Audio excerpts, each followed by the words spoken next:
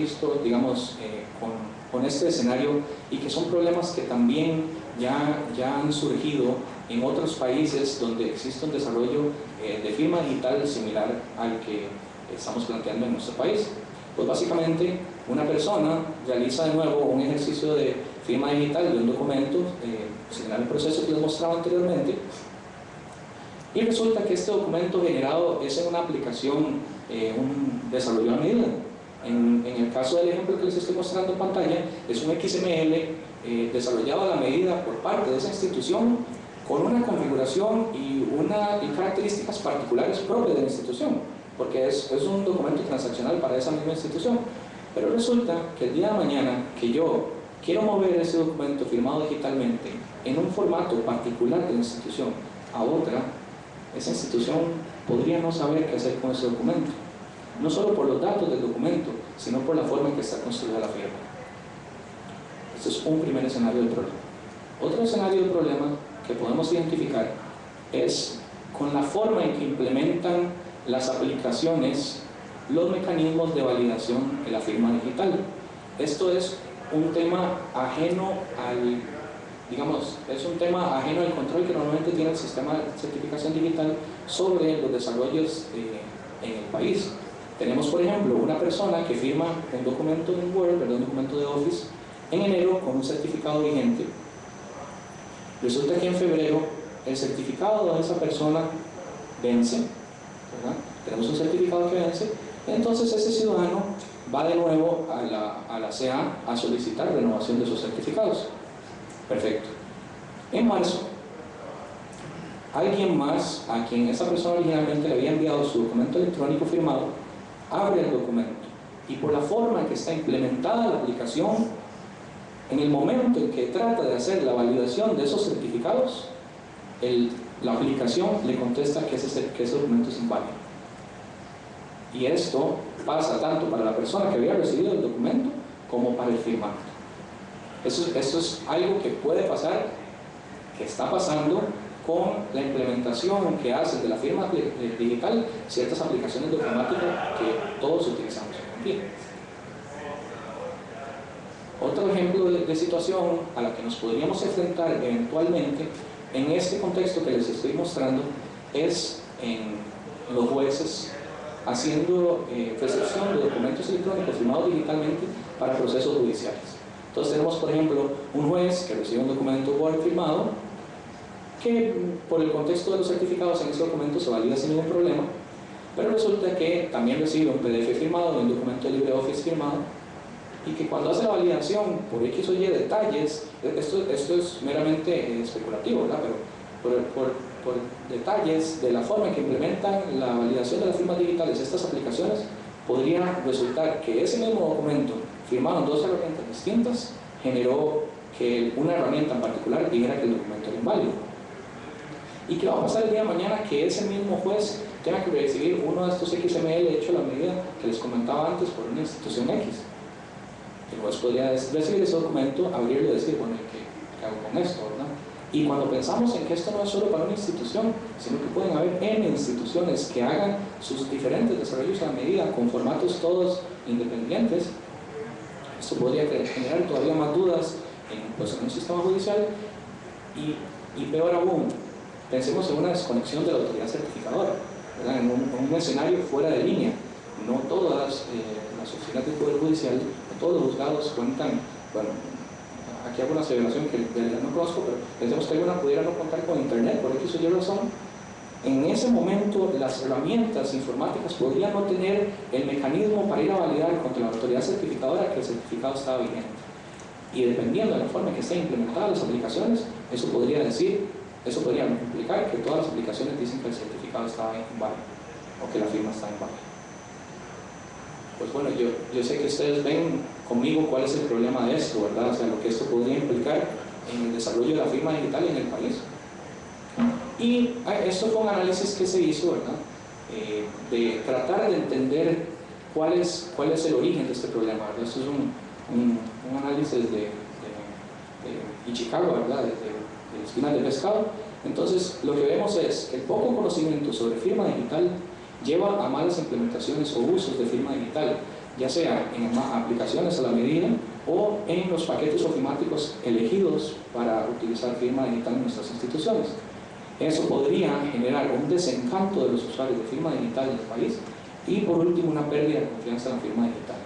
Y estamos hablando de personas que pertenecen a todos los diferentes ámbitos, ya sea del sector estatal, académico, productivo en nuestro país. Aquí hay que entender, y hago una pequeña acotación, que todo el tema de firma digital es un tema de confianza, ¿verdad? Esto se basa en una infraestructura de confianza que nace en una ley que le otorga a una raíz nacional la potestad de ser un foco de confianza para la emisión de certificados, y la robustez de los procesos de emisión que existen hoy en día son lo que nos permite a nosotros la garantía del no repudio que la ley otorga. Esa confianza tenemos que atenderla no solo en el ámbito de la emisión de los certificados, sino también en el ámbito del uso de los certificados por las diferentes instituciones que hoy en día ustedes representan. ¿Cuál es la oportunidad aquí?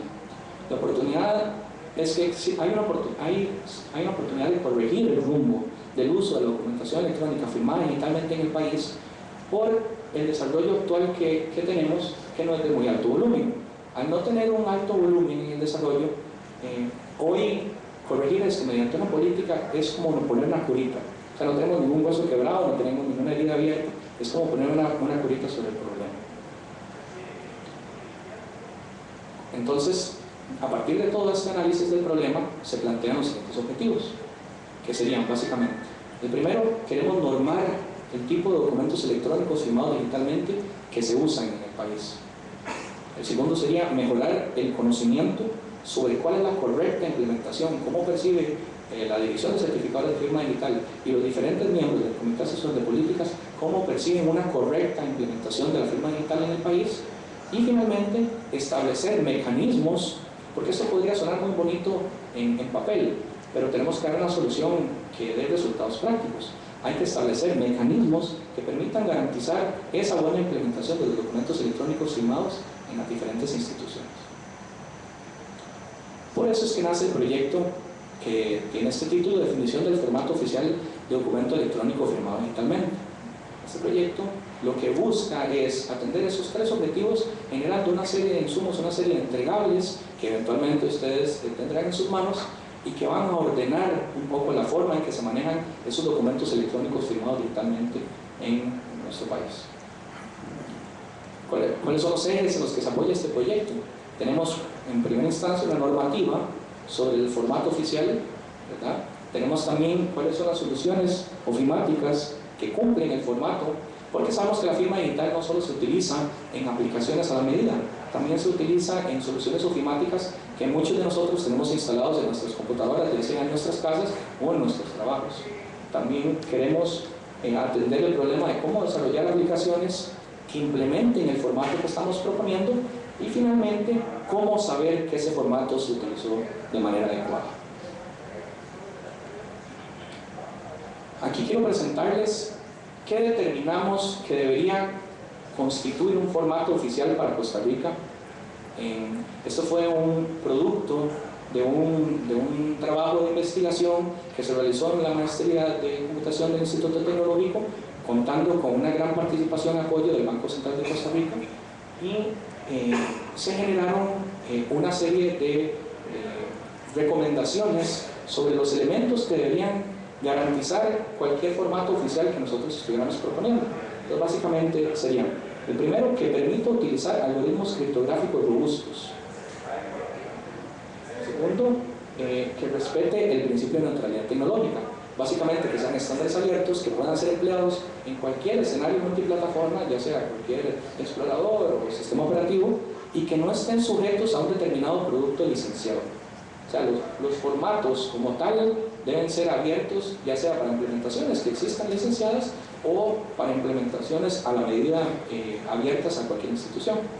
Deben además contar con una adecuada documentación técnica y permitir la incorporación de múltiples firmas en un documento electrónico, ya sea mecanismos en firma en serie, ¿verdad? Que, por ejemplo, un ejercicio notarial donde un notario autentica la firma anterior, o en firmas en paralelo, donde varias personas firman mancomunadamente el mismo documento electrónico. Además, queremos que estos formatos implementen los principios de un mecanismo de firma confiable. ¿Qué es para nosotros un mecanismo de firma confiable? Pues básicamente que me den garantía de la autenticidad del documento, garantía de la integridad y una ubicación fehaciente del documento electrónico en el tiempo. Que de alguna forma u otra el documento por sí solo tenga un elemento que me permita ubicarlo en el tiempo y lo que eso implica con respecto a la validación de la vigencia de los certificados que se utilizaron en su firma. Y además, finalmente, que especifiquen mecanismos estandarizados para garantizar la preservación, o sea, para garantizar el almacenamiento adecuado y la verificación de la validez de la firma en el tiempo. Entonces lo que queremos es que tenga los elementos que a mí me permitan agarrar ese documento, guardarlo, y no importa cuántos años después yo agarro ese documento, lo abro y tengo dentro del documento todos los elementos que me permitan saber que en el momento en que se firmó, la firma estaba a toda hora. Entonces básicamente sería la inclusión de sellos de tiempo en el documento electrónico, la inclusión de la ruta de certificación en el documento y la inclusión de la información de revocación en ese mismo documento electrónico. Ahorita entro a explicar un poquito cuáles son esos tres elementos de los que estoy hablando. Después de esta investigación y de determinar estas características, nos encontramos con que habían tres formatos estandarizados, abiertos y de reconocimiento internacional que las cumplían a cabalidad. Y son estos tres formatos que mostramos aquí: PADES, CADES y SADES. PADES es un formato diseñado para documentos, formato PDF, y está planteado en el nivel LTV, que es Long Term Validation, validación a largo plazo, porque nos interesa no solo que sea el mecanismo estandarizado, sino que tenga todos los elementos que a futuro me permiten verificar la validez de esa firma. El estándar que propone este tipo de documento, PADES LTV, es este estándar ETSI TS 102778. ETSI es un organismo de emisión de estándares técnicos de la Unión Europea, similar a lo que hace la ISO, por ejemplo. CADES está diseñado para documentos en formatos binarios, por ejemplo, fotos o código, programas, ¿verdad? Ya compilados, y también está propuesto en un nivel de validación a largo plazo. En este caso se llama Extended Long Term, que es el nivel XL, y el formato es el ETSI TS 101733. Y finalmente SADES XL, que tiene una característica particular, está diseñado para documentos en formatos XML, por ejemplo, soluciones a la medida o factura electrónica, también en el nivel XL. Y de producto de este ejercicio de investigación y análisis que hicimos previamente, determinamos que este es el formato ideal para los escenarios de interoperabilidad del país. O sea, si el día de mañana hay instituciones que desean desarrollar soluciones informáticas, donde el producto generado por esas soluciones, los documentos firmados que generan, tengan que migrar en un futuro a otra institución, este es el formato que nosotros vemos como ideal para lograr ese cometido. Y la propuesta del estándar está en el documento ETSI TS 11903. Todos estos estándares son abiertos, ¿verdad? Todos se pueden descargar desde el sitio de la ETSI, y todos los estándares están referidos cuando ustedes hacen ingreso, se les entregó una memoria USB, ¿verdad? Una llave malla. Esa llave malla contiene la normativa vigente de firma digital y la versión en consulta pública de esta política que les estoy comentando, y ahí vienen mencionados cada uno de los estándares para que ustedes los puedan buscar. Pues muy interesante el tema de cuáles son los estándares, ¿verdad? Pero ¿qué dicen esos estándares? ¿Qué es lo que aportan? ¿Qué es lo que traen a la mesa? Pues básicamente lo que dicen es que cuando un documento es firmado digitalmente, hay que incluir una serie de elementos adicionales que me van a permitir todo esto que queríamos originalmente: verificar la validez de su firma en el tiempo. Tenemos un documento original, un documento de texto que puede ser un documento de Office, de LibreOffice, un PDF, puede ser un XML de alguna transacción a la medida de alguna institución, de una factura electrónica o cualquier otro tipo de documento. A ese documento, un proceso de firma digital tradicional lo que hace es agregarle un hash encriptado y los certificados del firmante. Bueno, el certificado o los certificados de los diferentes firmantes del documento. Los estándares que se están mostrando, que se están proponiendo como formato oficial, además le agregan los siguientes elementos. Primero, un sello de tiempo de una autoridad certificadora de tiempo oficial que me permita garantizar que en el momento de la inclusión de ese sello de tiempo me dará una fecha, ¿verdad? Una fecha y una hora. Yo eso lo voy a poder comparar con la fecha y hora de vencimiento del certificado y saber que en el momento en que se agregó la estampa, el certificado era vigente. Entonces, ahí está la primera garantía. Con esta estampa, yo sé que la firma digital fue realizada en un momento en que el certificado no había vencido todavía. La segunda garantía es incluir las cadenas de certificados de la jerarquía. Entonces, cada certificado de los que nosotros tenemos como ciudadanos está además firmado por el certificado de la autoridad certificadora del SINPE, que a su vez está firmado por el certificado de la autoridad certificadora de políticas, que a su vez está firmado por la CEA Raíz, por la autoridad certificadora Raíz.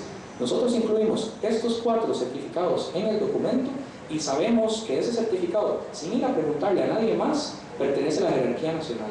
Entonces tiene toda la validez y el amparo que la ley le otorga. El siguiente elemento es la información de revocación para todos los certificados en el documento. Aquí lo que hacemos es, le vamos y le preguntamos a las diferentes autoridades certificadoras involucradas que me digan el estado de validez de ese certificado. Porque un certificado puede estar vigente, pero pudo haber sido revocado por un robo o por perdí la tarjeta, alguna cosa así. Entonces un certificado pudo haber sido revocado, entonces yo le solicito toda la información de revocación a las diferentes autoridades y se la pongo en el documento. Entonces, además de que yo ya sabía que el certificado estaba vigente, que no había vencido, sé que está válido también.